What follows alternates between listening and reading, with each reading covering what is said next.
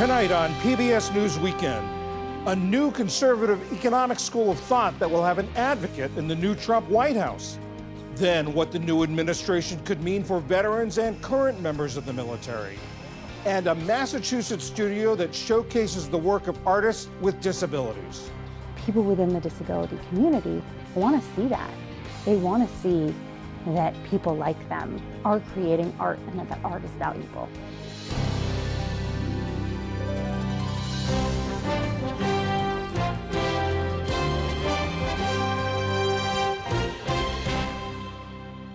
Major funding for PBS News Weekend has been provided by Consumer Cellular. This is Sam. How may I help you?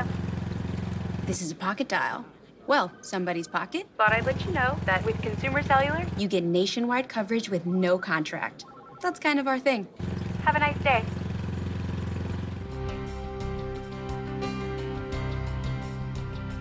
and with the ongoing support of these individuals and institutions.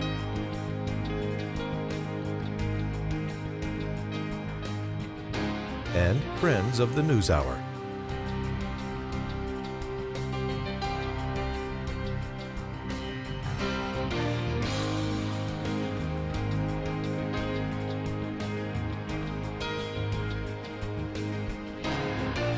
This program was made possible by the Corporation for Public Broadcasting and by contributions to your PBS station from viewers like you.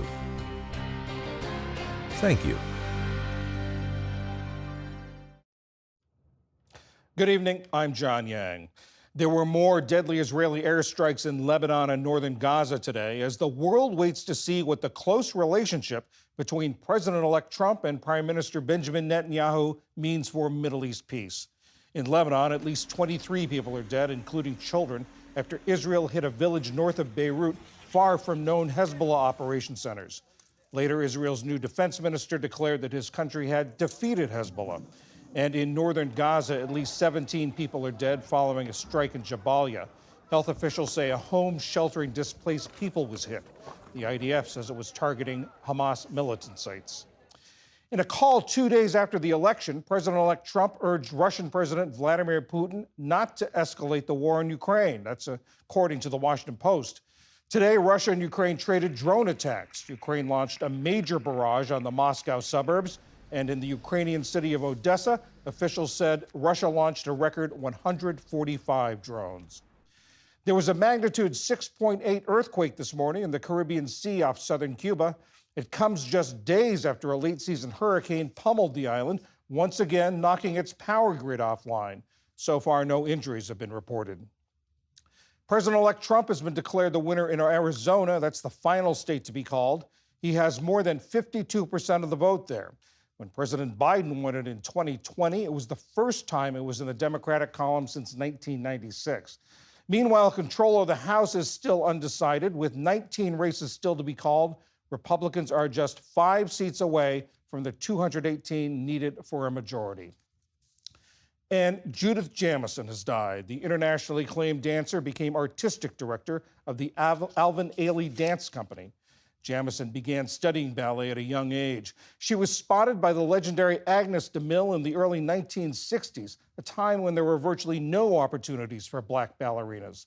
In 2010, Jamison told PBS NewsHour she never let opportunity pass her by.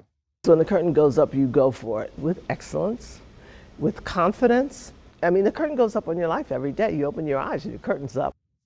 Judith Jamison was 81 years old. And from the ballet studio to the fast track, NASCAR great Bobby Allison has died. He won the Daytona 500 3 times, was the 1983 NASCAR champion, and is in the NASCAR Hall of Fame. Bobby Allison was 86 years old.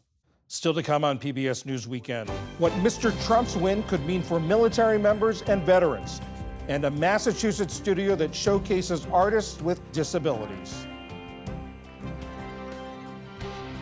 This is PBS News Weekend from the David M. Rubenstein studio at WETA in Washington, home of the PBS NewsHour, weeknights on PBS. Vice President-elect J.D. Vance is an advocate of a new school of conservative economic thought. It challenges orthodox Republican stands on taxes, regulation, and free markets, and says that tax policy and other government intervention should be used to promote the social conservative goals of stronger families, communities, and industry. In a New York Times op-ed this weekend, a leading proponent of what's being called the new right advises President-elect Trump not to huddle with his supporters at Mar-a-Lago and then see how much of their agenda he can advance, and to instead consider other ideas and take the road less traveled.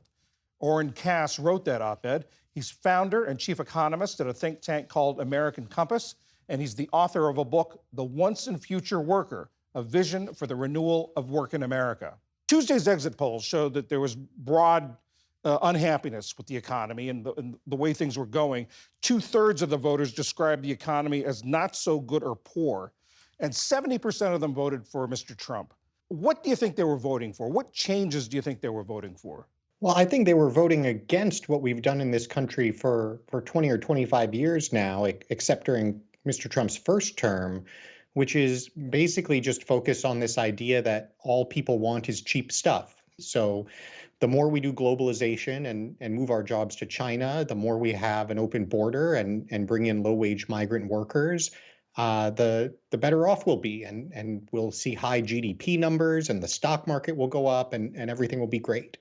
And the reality is that for most people, that has been a catastrophic failure. And I think that explains a lot of Trump's popularity. And I think a lot of his best ideas on trade, on immigration, potentially on education and family policy are ones that could really push in a better direction.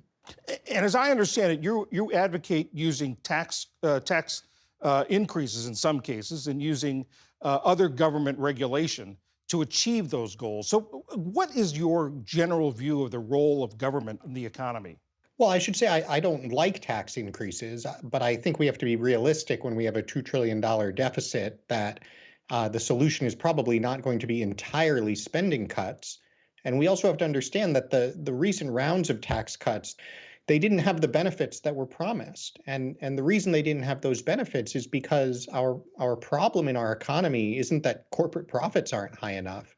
Our problem is that we don't have the right set of incentives. We don't have the things that earn the most money also being things that create good jobs, that build a stronger economy. And so if you have a situation where the most profitable activities are offshoring, are speculating on Wall Street, are building another app in Silicon Valley, there's no economic theory that says that's going to work for the American people. And so I think we do need to use tax policy. We do need to use regulation to try to bring those interests back into alignment. Let me ask you some specifics. I mean, President-elect Trump, through the campaign, talked about cutting taxes practically wherever he went, exempting taxes on tip income, exempting Social Security payments, lowering the corporate tax rate. What do you think of those things? Well, I think we have today a politics where both candidates go around talking about how they're just going to cut everybody's taxes. And of course, everybody likes a tax cut, but I don't think those are the things that are going to turn our economy in a much better direction. Obviously, he emphasized tariffs a lot. Obviously, he emphasized enforcing our immigration laws and making sure that jobs are going to people who are here legally and American citizens. Those kinds of policies are the ones that are actually going to, I think, create the right incentives so that if you want to make an investment in this country, if you want to make a profit, you have to figure out how to do it with American workers and by making American workers more productive. Talk about American workers. On immigration, what would a new right immigration policy look like? Well, step one is enforcement. We have to actually enforce the law. I think the lawlessness that we've seen is incredibly unbecoming to a great nation, frankly. And that's something that, unfortunately, the Biden and Harris administration got entirely wrong and that Trump did much better on in his first term and is obviously committed to this time as well. Once you actually have control of the situation, I think what we need to focus on is saying, look, immigration can be a wonderful thing for the nation, for the economy.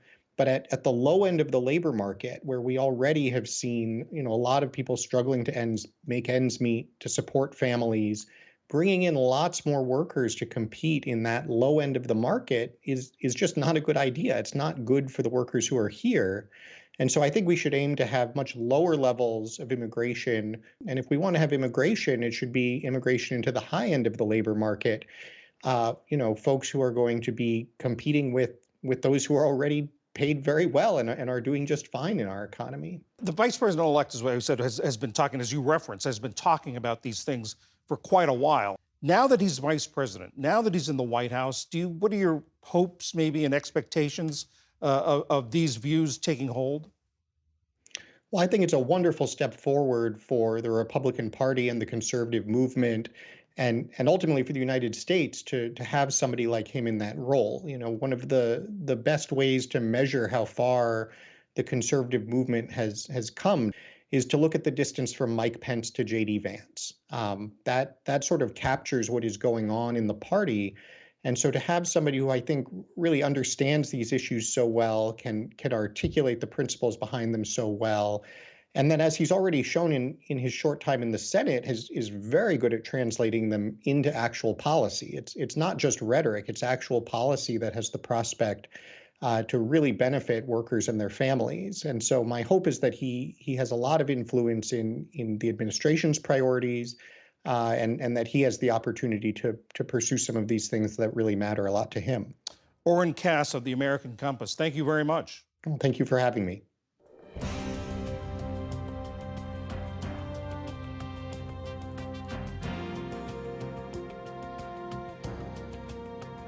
On Veterans Day tomorrow, the nation will honor those who've served in America's armed forces. Tonight, Ali Rogan looks at what a second Trump administration could have in store for them and for current service members. The full extent of President-elect Trump's plans for the Pentagon and Department of Veterans Affairs is not entirely clear, but he's likely to reverse some of the Biden administration's policies while reinstating others from his first term. Leo Shane III is deputy editor of Military Times and has been covering it all. Leo, thank you so much for being here. Thank you for the invite. So remind us, what were President Trump's priorities as it relates to Veterans Affairs during his first term? Yeah, he had two really big ideas that he pushed there. The first one was the idea of expanding choice, expanding options for veterans and where they could go for medical care. This is the community care program where veterans can go to private sector doctors and get medical appointments, get things taken care of. The other one was the idea of accountability, and this gets into the Trump "you're fired" speeches there. He felt that there were too many VA employees who were underperforming, passed some laws that made it easier for them to be fired. Since then, those laws have been challenged in court. They've been challenged by the unions. They haven't largely been successful. When he comes back in, if he's looking at broader federal employee programs of where he can hold people or find ways to make them accountable, we may see a resurgence of that again as well. On the issue of healthcare, do you anticipate that he's going to work to expand access to those private healthcare options? Yeah, I think this is going to be a major thing that comes up again here because we've already seen it from some of the Republicans on Capitol Hill. There is a real push on this issue of privatization versus choice versus community care. The folks who support this say this is expanding choice. This is giving folks more options, and it's giving veterans a better healthcare outcome because they can go see whoever they want. They can see the doctor down the street anytime they want if VA will pay for it. The critics say this is really outsourcing what VA's responsibility should be. It's their job to take care of veterans. It's their job to make sure they're recognizing problems like PTSD, burn pit illnesses, and those are things that specialized VA doctors are going to do a better job than a community doctor might be able to do. So they've said that pushing too much of that into the community is really just funneling federal money to private sector doctors. How widely used is that program now? And if it does expand, are more veterans likely to take advantage of it? Yeah, it's a pretty big program right now. In 2023, it was 40% of all VA medical appointments were sent out into the community. So a lot of veterans are comfortable with this. And VA has said it is a key point. You know, the Democratic administration said this is a key point we want to keep in terms of making sure that veterans can go to those doctors for routine appointments. What they don't want is for veterans to get all of their care outside of VA. They really want to be able to keep tabs on them, not in a big brother sort of way, but to be able to say, hey, you know, what kind of problems are you having? Here's the other resources you have.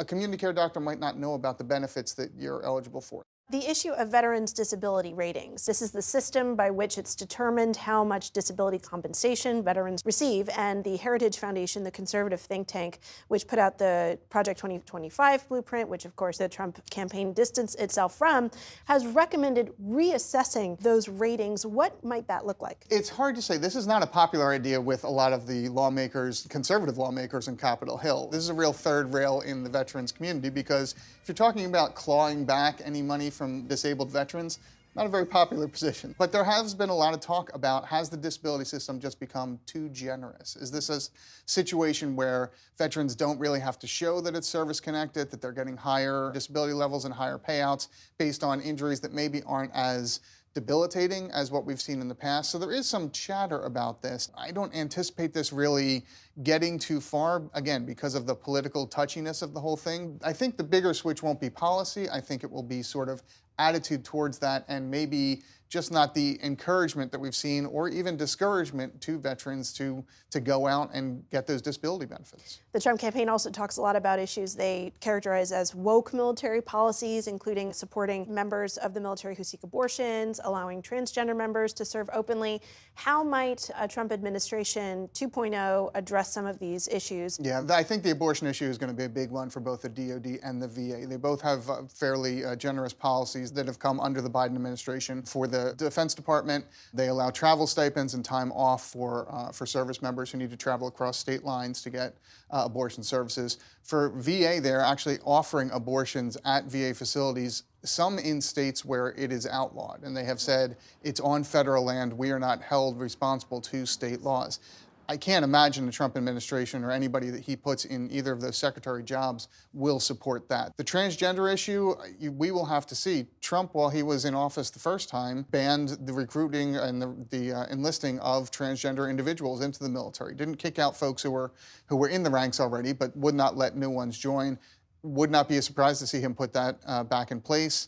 Conservatives for a while have complained about VA efforts to move towards providing gender confirmation surgeries, gender reassignment surgeries. So I think those folks are going to see, if not a reduction in the services they get, at least no improvements in the next 4 years. The Trump administration also, the first one, prioritized prevention of veteran suicides. What do you anticipate is going to happen in the second term? Yeah, and this has been one of the bipartisan issues across administrations. Everyone has tried to help with this issue of veteran suicide. We're still losing about 17 veterans a day, according to the latest statistics released by VA. I think this will still be a top clinical priority for a Trump administration, but I do think that the approach will be different. With Democrats, it's been very focused on programs and approaches that have real empirical evidence behind them, really show reductions in suicide or improvements in mental health. We've heard a lot from conservatives on Capitol Hill that say that they feel like that's overly restrictive, and they want to reach out to more faith-based groups, more community-based groups, basically give grants to folks that might not have the scientific proof that they're working, but they feel like they're working. Leo Shane III, Deputy Editor of the Military Times, thanks so much for coming in and breaking this down for us. Thank you.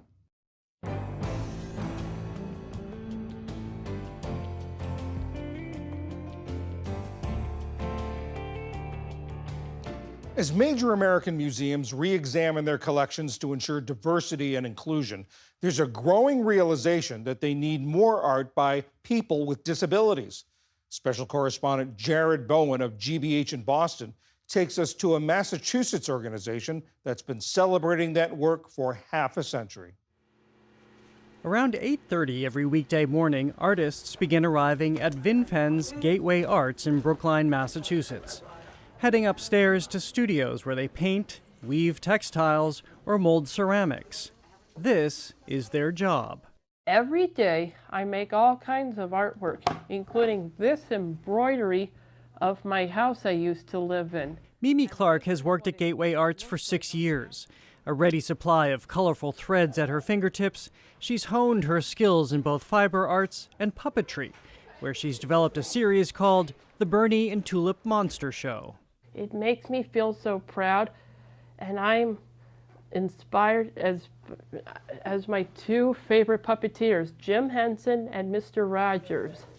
One of the nation's oldest institutions of its kind, VinFen's Gateway Arts recently celebrated its 50th anniversary. It was founded in the 1970s when state-run institutions for people with disabilities were shuttered. Gateway opened to fill the vacuum, creating a space for people to either grow their artistic talent or tap into latent skills they didn't even know they had. We have people with Down syndrome, people in the spectrum. We have head injury, people who are blind, legally deaf. We have people with psychiatric diagnosis. Who, when they begin work at Gateway, collaborate with facilitators who coach, coax, and encourage their artistic endeavors. Bill Thibodeau is the artistic director. These people wouldn't have as much chance to get out into the art world on their own. It's hard enough for people graduating from art school to do that as well. So if we can get them a foot in the door and help them as much as we can to be part of the art world, I believe that's important to us and them, especially them. It's like kind of an old town. It's like supposed to be a Germanic village. Painter Chuck Johnston is one of Gateway's 98 artists.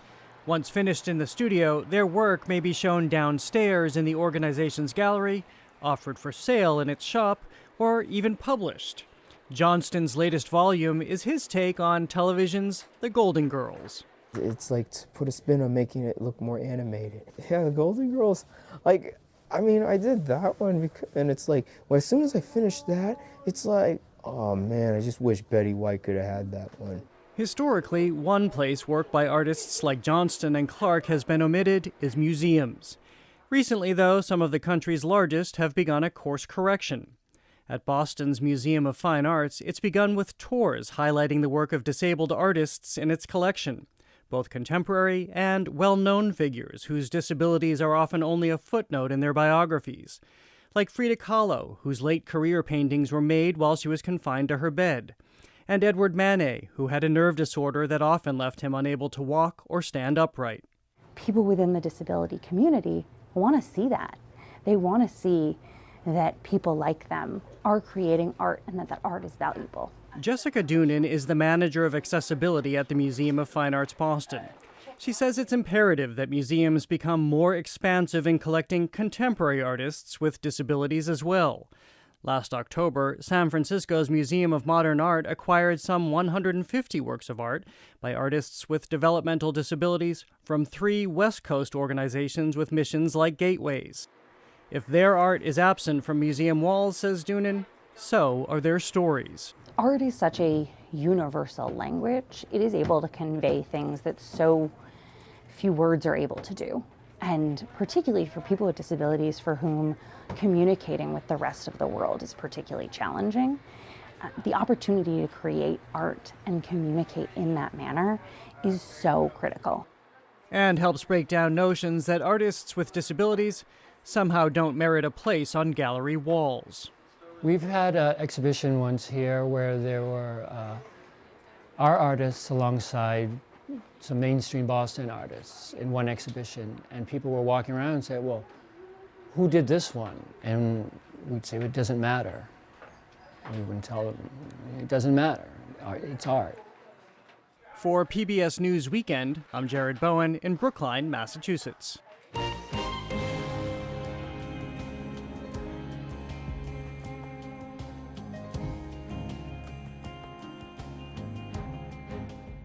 Finally tonight, if you're in the market for some rare presidential memorabilia and you've got deep pockets, have we got an auction for you? This is one of the rarest American flags in existence. It's April 14th, 1865. And it's about to go on the auction block. Certainly amongst the marquee items is this really quite significant flag that draped the coffin of President Lincoln following his tragic assassination. As the coffin was loaded onto a train in Washington and then embarked on a historic run from Washington to Philadelphia to New York City, on to other stops as it made its way to Springfield, Illinois, where the president was buried. April 14th, 1865. The Civil War had ended just days before. A war-weary Abraham Lincoln went to Ford's Theater in Washington to see a popular comedy of the day, Our American Cousin. As the audience reacted to one of the play's biggest laugh lines, actor John Wilkes Booth entered the presidential box and shot Lincoln in the head. Items related to Lincoln's assassination are so rare they tend to sell for high prices. A wanted poster for Booth sold for more than $160,000. A pair of tickets for that performance, over $260,000. Even scraps of bloody fabric from the dress worn by an actress in the cast that night have commanded top dollar. When you have something that's completely unique in all the world, how do you guess what it may be worth? Top estimated price, $1.2 million. The Guernsey's auction in New York later this month includes other presidential artifacts, some never before seen in public. There's a lock of George Washington's hair. It was first given to a family friend of the Washingtons, and then their descendants kept a record of it very religiously through the generations. And portraits of Franklin and Eleanor Roosevelt and Jackie Kennedy on her wedding day.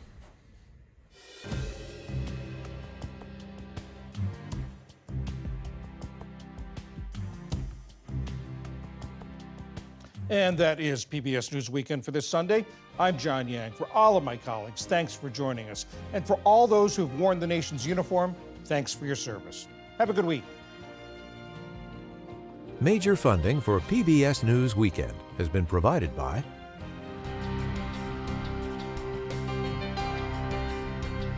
and with the ongoing support of these individuals and institutions.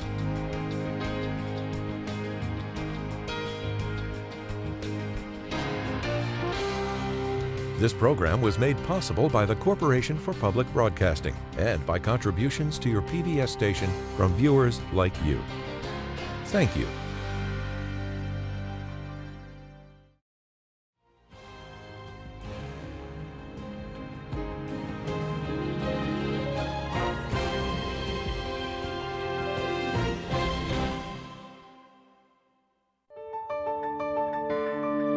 You're watching PBS.